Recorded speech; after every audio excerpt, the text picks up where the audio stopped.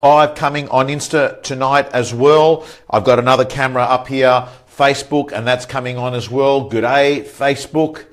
It's Tom Panos here for Sunday Night Rant.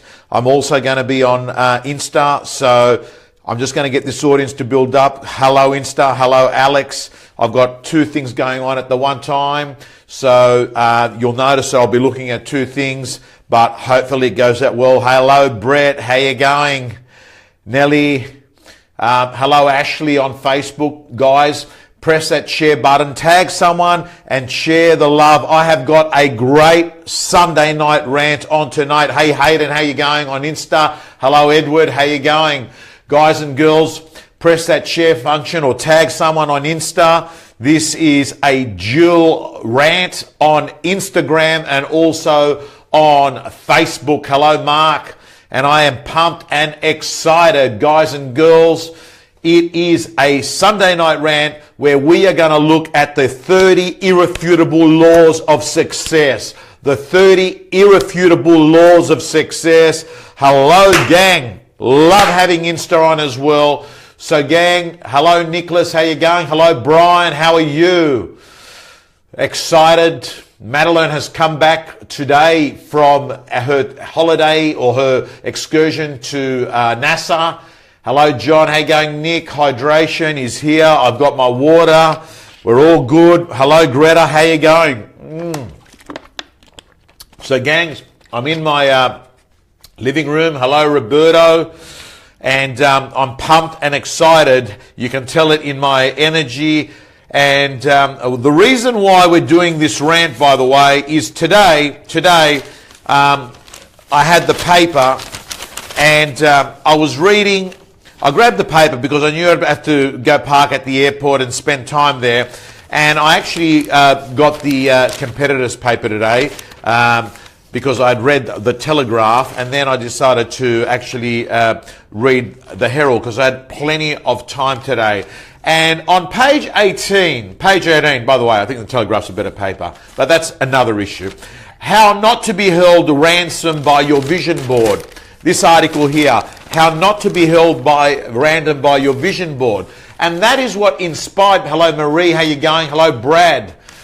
Good stuff, guys and girls. We're up and we're running, and I feel like romper room sometimes where I'm saying hello to everyone. But the reason we're doing this rant, is this. That I was reading in this article, and I'm going to, read a paragraph. It said that ever since The Secret, that's the book and the movie, spilled the magic beans on manifesting, vision boards have been popular up on personal altars like Pulp Fiction, etc. Manifesting for the uninitiated is the art of imagining what you want to bring in your life and then acting as if it's already there. The article goes on to talk about manifesting is the quasi-spiritual art of imagining what you want to bring into your life and then acting as if it's already there, which is supposed to make it a reality. The concept was made popular by the self-help gurus book like The Secret. So here's my idea about that. That is absolute fucking bullshit. Absolute bullshit. That the theory is that if you imagine something, it will manifest and it will actually come to be real just by you actually putting it out there to the universe. Absolute rubbish. Because I can say to you that there are so many people I know that they are so deflated, so dejected, so down, so despondent because they believe the rules of the game is that if you imagine it, it's going to happen. I'm going to tell you, this is partly right, about 25% right, where if you think about the things that you want, you're advertising to yourself a preview of your life's coming highlights. Understand that. You want to market it to yourself. You want to get yourself excited about it.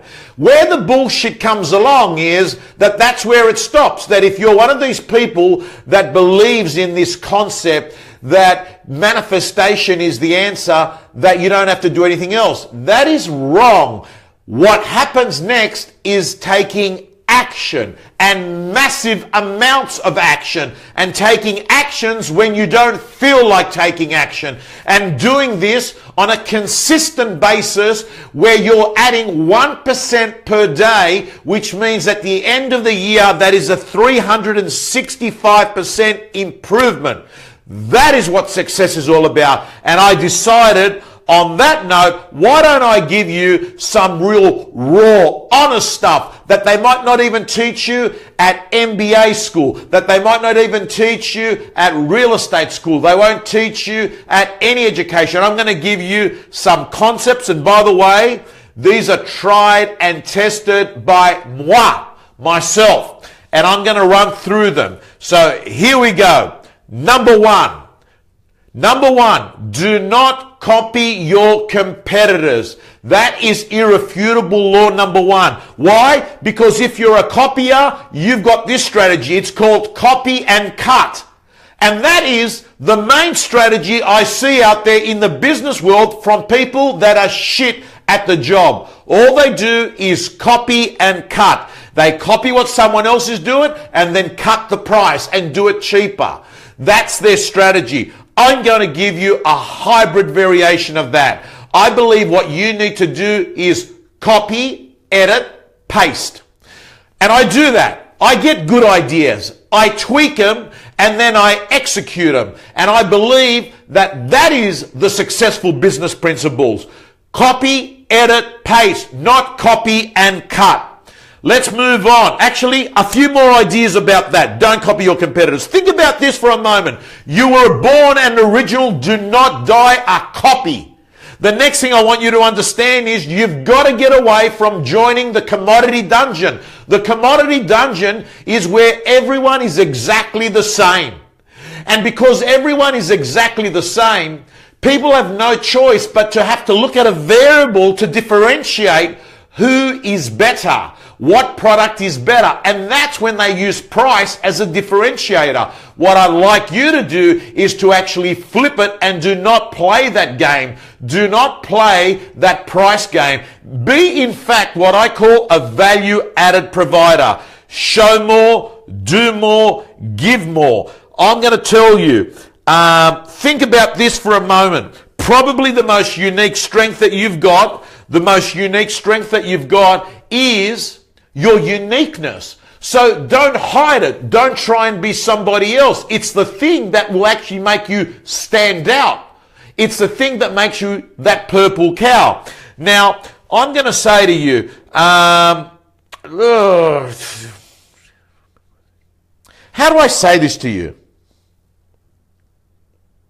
Okay, let me give you an example. Don't be afraid to say what you think. And by the way, I actually think at the end of the day, the reason that I've actually been able to get where I have on social and digital is the fact that even though people have told me in the past, you know, you should maybe tone it down, tweak it up, at the end of the day, I think people can resonate with what I'm saying is what they're thinking, and they may not say it. And I'm going to go and tell you straight away. The reality is, it's the authenticity that people connect with. The fact that when I'm saying something, that other person is probably thinking, that's true, but it's not said. Well, what I'm going to start saying to you is, be the change you want to happen. Say the things that come to your head. There is no wrong answer.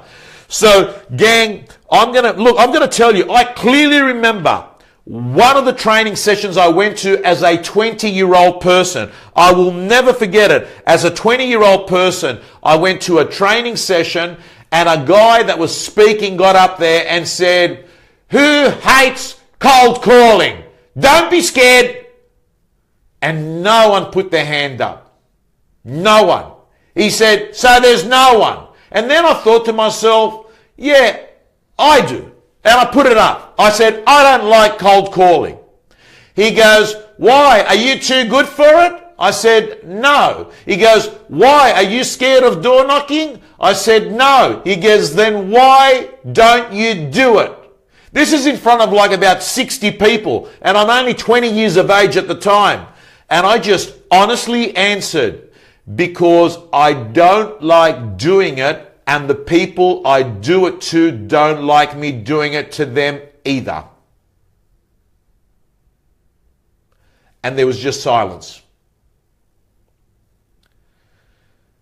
And I have to say to you, I look back and now I've probably been the architect, like everyone talks about it, but I'm the person that began talking about like 12 years ago, you must run an attraction business. It's not who you know, it's who knows you. We all know the business model that is far better is when people come to you than you going out there with desperate commission breath. Yes, I agree. In the early part of your life, you need to be out there and you need to do the chase work. But the successful business principle at the end of the day is it's not who you know, it's who knows you. Build a brand and they will come. And all I'm saying to you is don't be afraid to stand out and to be a purple cow. So number one, do not copy your competitors. Let's look at number two. Number two is be super focused on the customer experience at every point, because at every point you have an opportunity to create a raving fan. Be super focused on the customer experience.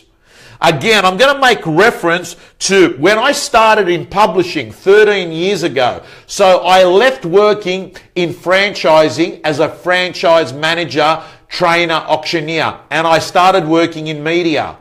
And it only took me 1 month there working in the corporate world where Vogue was, Wentworth Courier, Inner West Courier, to work it out.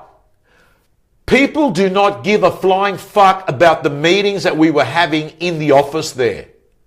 What people cared about is that they were pushing vendor-paid advertising, convincing people to spend money to take ads out in the paper.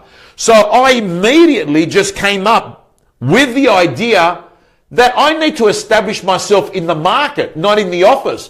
And the fact is that I had potentially 40,000 salespeople who were real estate agents that would be my salespeople. So I just went out there and I asked them, what do you need to actually sell more ads? And I just got super focused at what they wanted.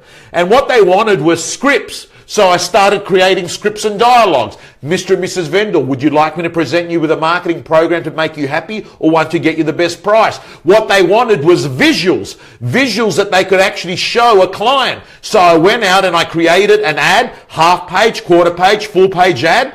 And I actually showed what the property would look like in 3 different sizes of ads. We got them laminated and we gave them to agents. So all of a sudden, agents showed visuals to a vendor and said, look how much better a bigger ad is. We created perceived value. We created research that showed that a bigger ad attracted a higher price. The point I'm making is this. Don't worry about what you're thinking. Think about what the customer is thinking. Absolutely critical.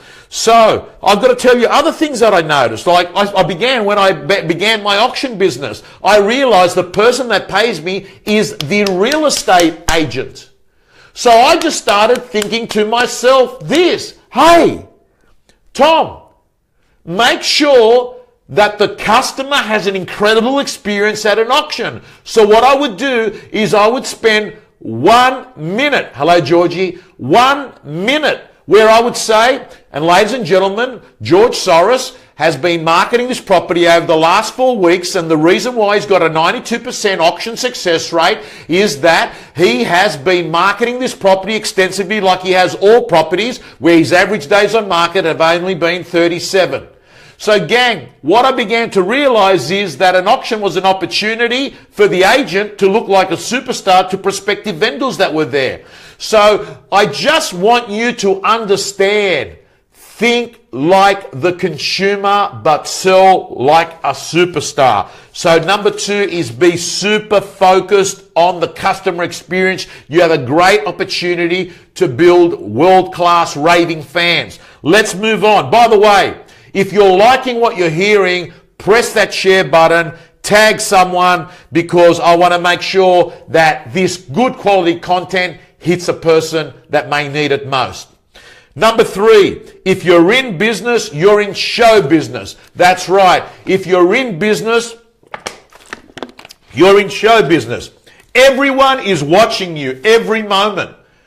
You know, so understand that if you're in business, everyone is watching, whether how you're driving to work, how you're speaking to the guy at the cafe, how you're dropping off children at school. Everything is being watched as we do it. Let's keep going. Number 4, to get stunning results, you need to have small micro improvements every day. Forget about radically changing your life in 24 hours. I'm talking about 1% improvements. What does that add up to? Small increment improvements. 1% at the end of a week is 7%. At the end of a fortnight is 14%. At the end of the year is 365%.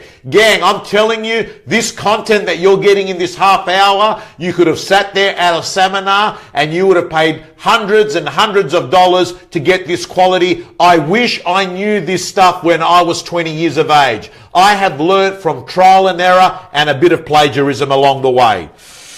Let's move on. Number 5. No matter what your job in, everyone, no matter what job you do, everyone is in HR and everyone is in marketing. Remember that. Why? HR, it is people management. Marketing, understand that marketing is about getting noticed. Sales is about closing. You won't get to the closing table unless you're noticed. It is super critical you understand that no matter what job you do, if you are in business, you are in HR and you are in marketing. Let's move on to lesson number 6. It can take you up to 20 years to build you an incredible reputation, but it can take you 20 seconds to fucking lose it. 20 years to build an incredible reputation, and in 20 seconds you lose it. Think about Mitchell Pearce, the Roosters halfback, state of origin, last year, being pissed off his head. Who knows what he's done? Who knows what he's taken? Sitting in someone's fucking house, simulating that he's having sex with a dog. I mean, at the end of the day, he can have an absolute blinder, but occasionally you'll think about that day because bad shit sticks with people. Think about who else? George Michael. There's a good one. Like, I love the guy, and this guy apparently did a lot for people very quietly. But guess what? People still remember George Michael fucking going in for a fucking quickie at some toilet at Beverly Hills. Or fucking Bill Clinton. I mean, realistically, the guy, amazing what he did. But fucking Monica Lewinsky. Or the guy at the fucking Christmas party. You know? He's really quiet the whole year, everything, and Christmas party, mate, he just ends up resigning. He just fucking says, that's it. I have made enough of a fool. Let's move on to number 7. This is, without a doubt, been a key strategy for me in recent times, and that is never participate in the problem, participate in the solution. Never participate in the problem, participate in the solution. I'm going to go as far as saying use the 80-20 rule. 80% towards solving the problem, 20% on the problem. 80% on the solution, 20% diagnosing it. Now, I have to say to you, like people ask me over and over again, they cannot understand the amount, the challenge that I went through. Like you would not even know. Like this time last year, I mean, I would be sitting in this room and all you've got to do is go back and look at old Sunday Night Rant. Susan was here with me and we would shoot the Sunday Night Rant from here, and I was a fucking mess because I was in the process of beginning chemo, radiation, and all the stuff that came with it. But I got to tell you, I'm proud of myself. Why? Because I handled it for this reason. I never participated in the diagnosis. I participated in the solution. And if anyone has got someone that is going through illness or a difficult time now, share that advice with them. Don't participate in the diagnosis. Let's move on. Number 8, build your brand. Build your brand. Everything you're doing is building brand equity in you. It doesn't matter if you're an employee. It doesn't matter what you are. Understand this. You have to be, as Gary Vaynerchuk says, become a media company. Become a media company. Why? Because people do business with individuals. You must become stronger than the brand. And I'm telling you, I'm only recommending to you what I've done myself. Like, I've worked for a media company for 12 and a half years, but I'm going to say to you this. I built my own media company along the way. I was vlogging. I was podcasting. I was writing out blogs in text initially. I was speaking at conferences. I was on social media fucking jabbing on Twitter, on Facebook, on Insta, on LinkedIn, jabbing. And I've got to tell you that everything you do, your clothes, your car, what you post on social media, how you approach people in business at an open house, all those things are building brand equity in you, and you are the CEO of your brand. Understand this concept. And I have to say to you that I spend more time, instead of playing internal politics in a corporation, I spent my time building my brand. And I got to tell you, right as we speak, I have online and on social media the biggest following in the real estate industry of any type.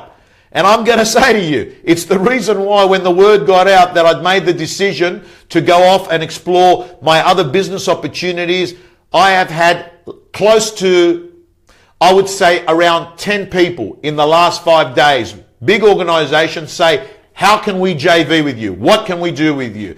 And the simple reason is this. When you build an audience and you have attention of that audience, what actually you have is value. This is the most challenging thing of all in business. You can build products and services over and over again to a trusted audience. That is the key secret. So how do you build an audience? Really simple. You play the long game. And as Tanil says, create a tribe that's got your vibe. And what do? You jab, give.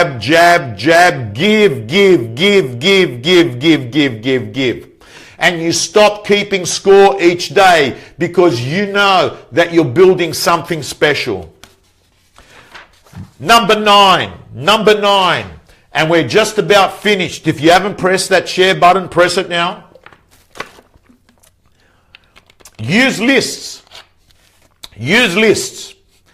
I'm just a big believer, and I use an app called Things that is on iTunes, and I've used it for years.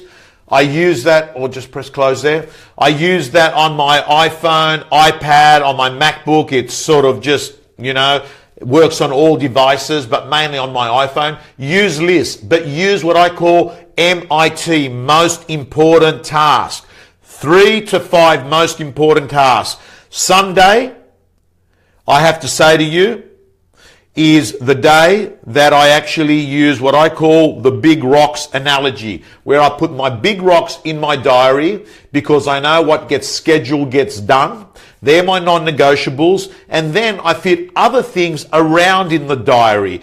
That Sunday half an hour planning system where I also write the 3 most important business goals and the 3 most important personal goals are the most critical things I do in my whole week. That half hour on a Sunday. So I'm telling you, it will change your life, this planning session that you have yourself, because what gets scheduled gets done.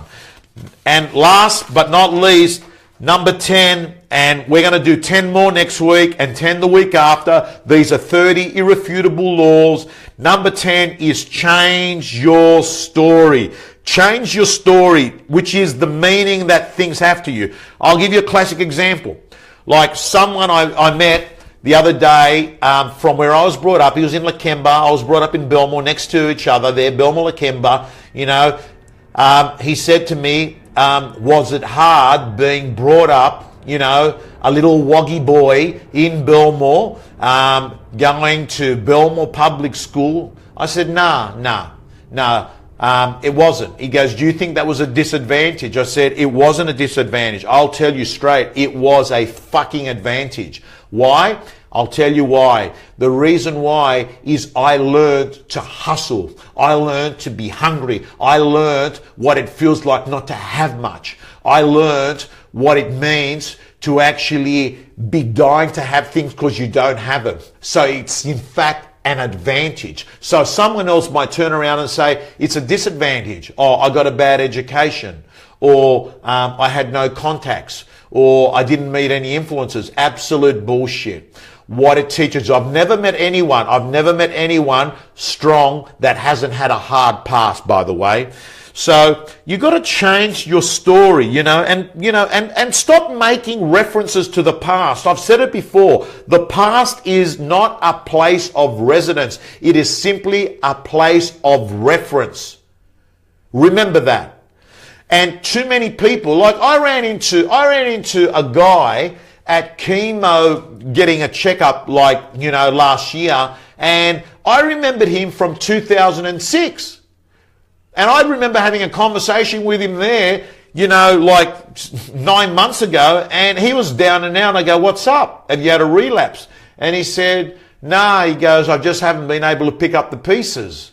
And I go, what, from 2006? He goes, yeah, look, it really, hit me for 6. I said, but you're healthy now? He goes, yeah. I go, are you for real? I go, mate, that's 10 years ago. I said, in fucking 10 years, mate. I said, people have been divorced 3 times in 10 years. People have had kids, 5 kids in 10 years. And he goes, how are you going? I said, mate, I'll be honest with you. I'm going through chemo as we speak. And he said to me, well, you seem pretty chirpy. I said, well, you know what? It's a speed hump. I can tell you straight away, it's not the end of the road. And I'm choosing that this story is not going to end in a bad way. It's as simple as that. And it fucking hasn't. Total remission, 100% clear. So I'm grateful. I should never, ever, ever forget. Total attitude of gratitude. But the point I'm making is this. Too many people need to change their story. So I'm going to finish up with this, guys and girls. Change your story and you change your life. My final words to you today, Insta and on Facebook, is this. My final story. Today may be the day that you choose to drop the bullshit, to let go of old beliefs, which are basically lies that have become your truths, and to look at life with a new set of eyes. God bless you.